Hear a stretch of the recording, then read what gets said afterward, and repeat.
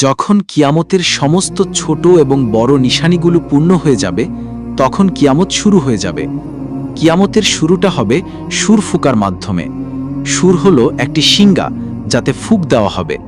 সুর ফুকবেন ফেরেশতা হজরত ইসরাফিল আলাইহিসসালাম। হজরত ইসরাফিল আলাইহিসসালাম যখন থেকে সৃষ্ট হয়েছেন তখন থেকে আল্লাহ তাআলার হুকুমে সুর তার মুখে রেখেছেন। যেদিন মহান স্রষ্টার পক্ষ থেকে সুর ফুকার হুকুম হবে সেদিন প্রতিটি প্রাণী মৃত্যুর স্বাদ গ্রহণ করবে, তা পাখি হোক, জন্তু হোক, ফেরেশতা হোক, মানুষ হোক বা অন্য কিছু। আকাশ ফেটে গিয়ে গলিত তামার মতো লাল হয়ে যাবে। সূর্য ও চাঁদ উভয়ই নিষ্প্রভ হয়ে একত্রিত হয়ে যাবে। তারাগুলো আলো হারিয়ে ছড়িয়ে পড়বে।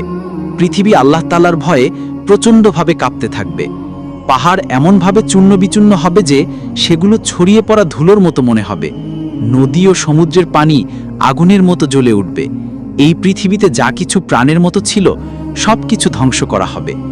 এমনকি শেষ প্রাণী যিনি হজরত ইসরাফিল আলাইহিসসালাম সুরফুক ছিলেন তাকেও আল্লাহ তাআলা মৃত্যু দেবেন।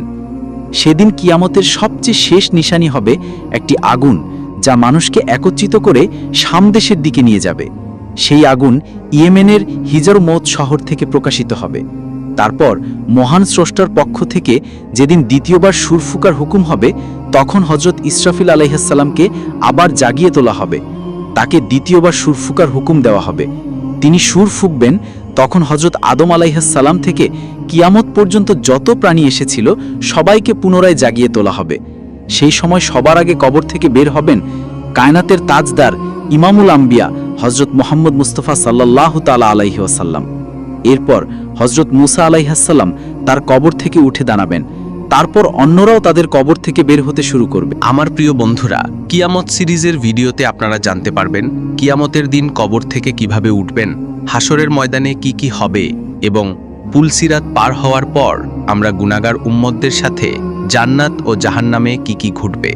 তাই আপনাদের কাছে অনুরোধ, এই ভিডিওটি পুরোপুরি দেখুন এবং একটি লাইক, শেয়ার ও কমেন্ট করে আপনার বন্ধু ও পরিবারের সদস্যদেরও দেখান।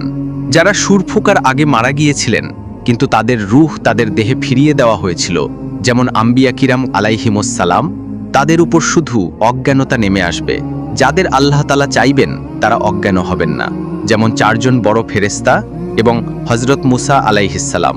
কারণ তিনি দুনিয়ায় একবার অজ্ঞান হয়েছিলেন, তাই সেই অজ্ঞানতাকে এর বিনিময় হিসেবে গণ্য করা হবে। একইভাবে শহীদদের উপরেও সুর ফুকার কোনো প্রভাব পড়বে না। কিছু জিনিস এমন আছে যা হজরত ইসরাফিল আলাইহিসসালামের সুর ফুকার পরেও ধ্বংস হবে না। এগুলোর মধ্যে আছে আল্লাহ